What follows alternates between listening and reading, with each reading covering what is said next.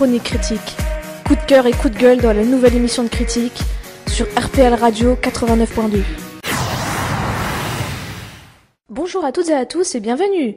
Je suis Lise du Centre culturel d'Anatolie et je vais vous présenter ma nouvelle rubrique Chronique critique. Chaque semaine, je vais réaliser une critique d'une œuvre, que ce soit un film, un livre, une série ou encore un album. Je donnerai bien entendu mon avis personnel, mais aussi celui des internautes. Mon but étant de faire connaître mes coups de cœur ou mes coups de gueule qui, peut-être, sont partagés par vous également. Et pour démarrer cette toute nouvelle rubrique, je vais vous présenter La Belle et la Bête de Christophe Gans, réalisateur du célèbre film Le Pacte des loups.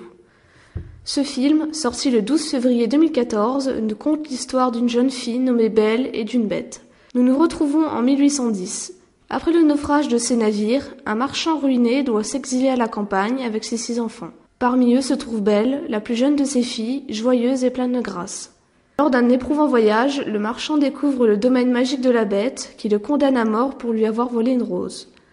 Se sentant responsable du terrible sort qui s'abat sur sa famille, Belle décide de se sacrifier à la place de son père. Au château de la bête, ce n'est pas la mort qui attend Belle, mais une vie étrange où se mêlent les instants de féerie, d'allégresse et de mélancolie. Chaque soir, à l'heure du dîner, Belle et la bête se retrouvent. Ils apprennent à se découvrir, à se dompter comme 2 étrangers que tout oppose. Alors qu'elle doit repousser ses élans amoureux, Belle tente de percer le mystère de la bête et de son domaine. Une fois la nuit tombée, des rêves lui révèlent par bribes le passé de la bête. Une histoire tragique qui lui apprend que cet être solitaire et féroce fut un jour un prince majestueux. Armée de son courage, luttant contre tous les dangers, ouvrant son cœur, Belle va parvenir à libérer la bête de sa malédiction, et ce faisant découvrir le véritable amour.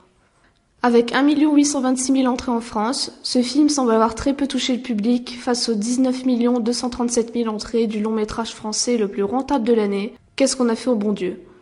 De plus, La Belle et la Bête fut le sujet de nombreuses critiques et nous retrouvons souvent les mêmes termes. Magnifique décor et effets visuels surprenants, sans émotion, sans conviction, Léa Seydoux, le visage dur, n'a pas l'être d'une princesse, ou encore, jeu outré d'Audrey Lamy qui n'est, ni plus ni moins, en train de nous refaire ses scènes de ménage sur grand écran. On retrouve aussi l'histoire platine de l'insignifiance, et surtout, la romance entre la Belle et la Bête, pourtant le sujet central du film, a bien du mal à apparaître à l'écran, peu aidé par un scénario qui réduit les échanges à des instants de courtoisie forcée. Pour ma part, lorsque j'ai vu l'affiche de La Belle et la Bête au cinéma, je n'ai eu qu'une envie, le voir.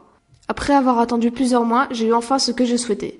Mais quelle ne fut pas ma déception quand les dernières minutes de ce film se sont terminées. Certes, les décors et les costumes très bien réalisés nous font nous évader dès le début. Nous sommes transportés dans un monde féerique, enchanteur. Mais malgré ces points positifs, je n'ai pas pu m'empêcher d'être terriblement déçu. Ce film est vide et souvent incompréhensible.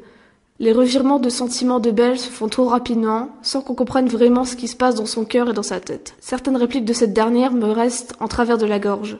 Je les trouve trop clichés et très mal interprétés. Par contre, le rôle de la bête est très bien joué par Vincent Cassel. Je l'ai beaucoup apprécié dans ce film, à contrario de Léa Seydoux. Le rôle de la Belle ne lui va absolument pas. Tout le long du film, je me suis demandé ce qu'elle faisait là.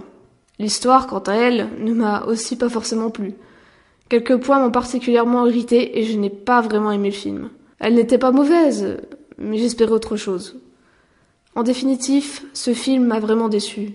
Il aurait pu être une très bonne reprise de La Belle et la Bête. Celles de Cocteau et de Disney resteront bien au-dessus en tout cas. Pour terminer cette critique, je mettrai une note représentative de ce que j'ai ressenti à la fin du film, 5 sur 10. Voilà, Chronique critique c'est fini pour aujourd'hui. Merci pour votre écoute, bonne journée à tous et à très bientôt. Chronique critique. Coup de cœur et coup de gueule dans la nouvelle émission de critique sur RPL Radio 89.2.